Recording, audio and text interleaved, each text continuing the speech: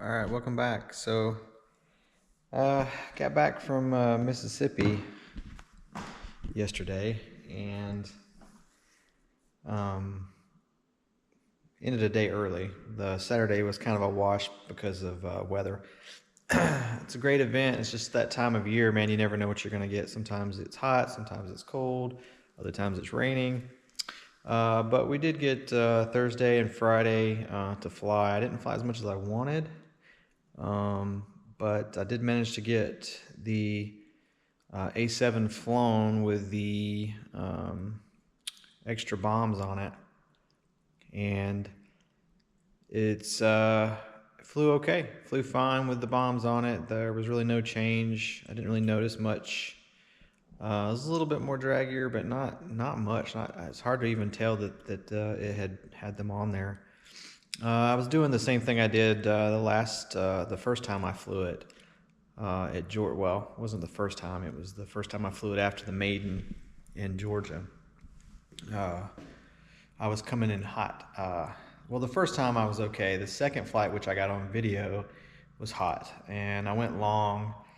And what I didn't know was, because I landed fine, I just rolled down the runway a little ways, and I was trying to get it turned around, and so I throttled up because it had stopped, and turbines have a little lag, so it ramped up, and I started to turn, and I went to hit the brakes, and nothing happened, and it felt like it wasn't steering. And it rolled into the grass. I shut the motor down, no big deal. So we went out there and got the jet, and noticed there was a little damage. The nose gear, I'm gonna turn this around here. There it is. The nose gear had broke, and what had essentially happened was just the bulkhead. I mean, the whole bulkhead assembly in there. Those two rails on each side, and then the bulkhead that's right here that the back side of those wood bulkheads go into. And then it pulled out from this front bulkhead, which was still glued in. And I did a video on that, and I'll show you guys. I'll upload that too. It was apparently every bulkhead in this jet has wax on the back side of it, and the only thing holding the bulkhead is the glue on the side, and it just broke loose, which is fine because it essentially prevented any damage. I just had to go back and clean all this wax out and re-glue it, and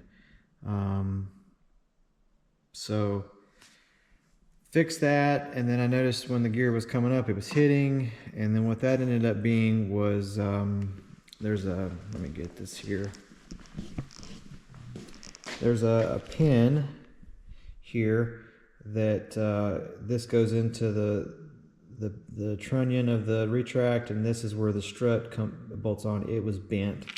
I actually had another one, so I went ahead and replaced that, and that fixed the nose wheel. So I was going over it, checking things, and that's when I found the cut brake line right here, which is why my brakes didn't work, which is what caused me to go into the grass. And what had happened is this bulkhead here had broke loose again.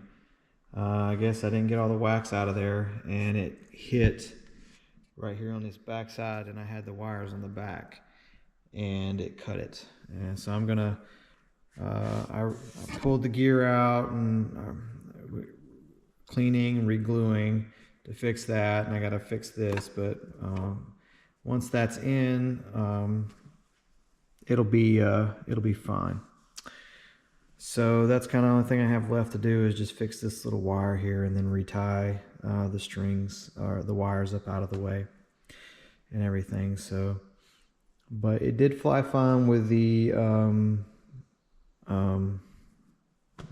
bombs on it. So you can fly it with my combination, no problem. And the 130, it didn't really even take any more throttle to get what I needed done. than I normally would with without the bombs. Because last time I made and didn't flew it like 15 times with just the wing tanks on and all the pylons, no bombs. And I don't know if you guys can see this, but if you look right there, it's hard to, let me kind of come around here and get a light. So see the bulkhead and see the gap in the glue joint there? So that's what I'm going to do. I'm going to pop that glue off and re-glue because the bulkhead actually, when I put it back together properly, there was a little bit of a gap there. And that stuff just pops right off, and when it comes out, it looks like that. Hold on, let me get, there you go. Get that out of the way. And you can see the orange stuff on the back of this glue. That is the wax. Like, I don't know what it is. It's very sticky and gummy. It's not like a, like a wax that you would put on a mold. I don't know what it is. I don't even know why it's on the inside. It should not be on the inside. But this is good to go now. I adjusted the link a little bit, just, cleaning up some stuff. And I'm kind of going back through and checking. These screws all came loose again. So now everything's nice and tight. And I put a little air in these tires. Man, this one's really wearing on the inside. These they don't go full out, so they toe weird. But other than that, man, it flew okay. I ended up eating up a whole afternoon, like pretty much from all day Friday after I flew this one, which was about 11 something. I ended up wasting the entire afternoon working on this, getting it back together. So I didn't even get to fly the Tomcat. So again, didn't get to fly the Tomcat, which was very upsetting. So I'll definitely 100% going to focus on that one and get it flown at Kentucky Jets. Everybody wants to see it all the time. They're always coming up and asking about it, and I always feel bad because I didn't get it near. But I wanted to get this one back together and hopefully fly it again. And like I said, I ran out of time, so I went and flew the T1 Micro a couple more times, and we were kind of holding out to see if Saturday was gonna work out, but it didn't. So we just packed up and came home early. So, but yeah. Anyways, just want to update you guys on that, and I'll get the flight video updated. These cameras are good. It's hard to get a good video of what's going on because unless the jet's pretty close to you, it's hard to see anything. It's not like a nice camera where you can zoom in and everything. So I just had it on my head when I was flying, and you can see the landing and the takeoff and stuff like that, and the passes and everything. So, but great event. I won a Fry Sky radio in an auction. I wanted to give them a try. Maybe if I decide to ditch Futaba in the future, that would be kind of like my next choice. So I'm going to play around with it and see what the hype's about, and see if it might be something that it could work in the future. And if not, I'll just sell it. And then I got the motor for the big Viper jet back there in the corner. I'll get a video on that. I'm probably going to do that tonight or tomorrow. But I'm kind of at a point today where I'm just ready to go inside and chill out. So I'm going to get this button back up. I got to fix that wire, retie all this stuff up out of the way.